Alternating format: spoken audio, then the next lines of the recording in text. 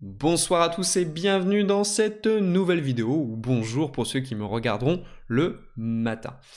Donc aujourd'hui, on va parler de la compétence numéro 1 pour devenir développeur web et un bon programmeur. Et vous allez voir, vous allez être surpris, c'est pas intuitif et j'espère que vous allez m'écouter attentivement. Je vais vous donner des pistes pour développer cette compétence et je vais vous dire que si vous n'êtes pas bon dans cette compétence, vous allez pouvoir progresser, c'est possible. Allez, je ne vais pas durer le suspense plus longtemps. La compétence numéro 1 pour progresser en programmation, c'est parler anglais, lire l'anglais. Alors j'ai un peu honte de vous dire ça parce que moi, toute ma scolarité a été... L'anglais, j'ai toujours été mauvais, voire mauvais qui est un doux euphémisme. Je pense que j'étais même médiocre. Je pense que j'ai des profs d'anglais qui ont dû se dire que je ne parlerai jamais anglais de ma vie, et je leur en veux pas. La seule différence, c'est que, je vais vous dire, l'anglais, c'est quelque chose qui se travaille, c'est quelque chose qui s'améliore, c'est quelque chose que vous pouvez progresser. La raison pour laquelle il faut apprendre à parler anglais, c'est très simple, c'est le contenu. Quand vous allez chercher quelque chose sur Internet pour vous améliorer, ou si vous avez un bug dans votre code, le contenu en français est très limité du fait que le marché francophone soit pas un très gros marché, donc ça n'intéresse de 1, pas grand chose pour vendre des produits, de 2, les gens qui discutent sur les forums, ils parlent en anglais parce que tout le monde parle en anglais. Donc pour progresser, pour avoir du contenu, pour pouvoir obtenir des ressources qui vont vous permettre de vous améliorer, le français n'est pas la meilleure langue, l'anglais est bien meilleur. Vous pouvez tester le chinois aussi, ça marche très bien, mais moi je lis pas le chinois. Mais donc, vous me dites, mais oui, mais Gaëtan, je parle pas bien anglais. Mais comme je vous disais en début de vidéo, moi non plus. Au départ, je parlais pas du tout anglais correctement. Je vous avouerai, j'ai eu 5 au bac et je sais pas comment j'ai fait. Maintenant, si vous voulez, je parle couramment anglais. Yes, I can speak English with you. I can do this video in English. I have no problem with that. Okay, my English is not perfect. J'espère ne pas avoir perdu trop de personnes en parlant anglais dans cette vidéo. Mais comment faire pour pouvoir progresser en anglais ? Déjà, je pense que ça doit être la chose numéro 1 que vous avez à faire, c'est progresser en anglais. Et moi, quand j'ai des étudiants que je rencontre pour la première fois, la première chose que je leur pose comme question, c'est « Est-ce que tu parles anglais ?» Je leur parle pas de savoir quel langage de programmation ils sont, c'est « Est-ce que tu parles anglais ?» Point. Je pose pas d'autres questions techniques. Est-ce que tu parles anglais ? C'est un prérequis, et même si vous cherchez un boulot, moi, pendant des années, le fait que je parlais pas anglais, ça m'a fermé des portes. J'ai eu un entretien chez Microsoft, j'étais pas fichu de dire 2 mots en anglais. Donc comme c'était Microsoft de Seattle, je vous raconte pas, j'ai passé 30 minutes très longues. Et j'ai failli rater aussi un poste à Dassault Systèmes parce que j'ai échoué au test d'anglais.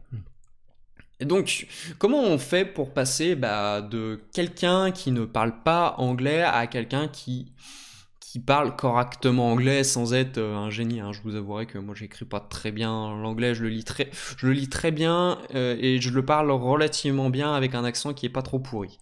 Donc, je vais vous partager mes techniques pour pouvoir parler anglais correctement. Donc c'est un peu loin de la thématique du JavaScript, mais ça va vous permettre de progresser, et si ça peut aider au moins une personne, je serais très content de ça. Donc moi, comment j'ai fait pour apprendre l'anglais ? Alors, de plusieurs façons. Bon, déjà, moi je suis adepte d'un mode de vie qui est the drop. C'est que je me pointe dans un pays et j'y vis jusqu'à temps que je parle la langue. Vous passez 3 semaines très compliquées, mais au bout d'un moment, vous commencez à comprendre les rudiments et ça va. Vous verrez que là, j'ai un projet d'aller vivre en Amérique du Sud uniquement pour apprendre l'espagnol. Et j'aurai un putain d'accent, je pense, à la fin, mais bon, ça, c'est pas grave. Donc, il y a ça. Il y a aller vivre dans un pays, ça, c'est un truc qui marche très bien. Mais en plus de ça, moi, la technique que j'ai mis en place, c'est je lis énormément de livres en anglais. Parce que tous les livres un peu business sont en anglais, même les livres de programmation, la plupart des bons livres de programmation, et on en revient au contenu, ils sont en anglais, ils sont pas en français. Et ceux qui sont en français, en réalité, c'est que des traductions de livres qui sont anglo-saxons, ou c'est des gens qui ont repris le contenu anglais et qui l'ont traduit en français. Donc voilà pour ça. Donc vous me dites ouais mais j'aime pas lire. Il y a une autre façon. Moi j'ai un petit frère qui parle super bien anglais et il le parlait très très jeune. C'est que il regarde la télé mais il regarde que la télé en anglais. Il regarde que des séries en anglais. Et donc ça permet de progresser. Donc surtout maintenant avec les outils tels que Netflix, vous avez plus aucun prétexte, vous pouvez regarder le film sous-titré en anglais, sous-titré en français, sous-titré en espagnol si vous voulez, mais vous pouvez avoir le film dans la langue de votre choix. Avant, moi c'était compliqué, j'avais des DivX, il y avait une langue, les sous-titres il n'y en avait pas, donc moi je regardais des trucs comme American Dad, mais en anglais c'est super dur, et parce que tu as certains personnages, et ils parlent super vite. Donc, mais maintenant, avec Netflix, vous faites sous-titres français ou anglais. Moi, je vous conseille plutôt l'anglais. Comme ça vous permet de voir comment les mots sont écrits, de prendre l'accent.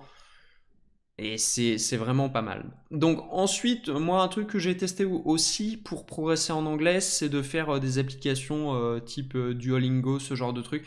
Alors moi, le truc, c'est que c'est bien pour avoir la grammaire, pour avoir les syntaxes, mais je trouve qu'au niveau progression, c'est pas terrible. Surtout quand vous avez déjà un petit niveau, il vous oblige à faire plein d'exercices de base et je trouve ça un peu compliqué, un peu chiant. Mais je pense que des applications, si vous êtes assidu, ça peut être une vraie opportunité pour vous de progresser en anglais. Donc, ceci étant dit, je ne vais pas vous dire encore plus de méthodes pour apprendre l'anglais. Je ne suis absolument pas prof d'anglais. Je vous avouerai que j'ai appris l'anglais dans le désert et c'est pas une blague. Donc, je vous conseillerais de pratiquer, pratiquer, pratiquer, pratiquer.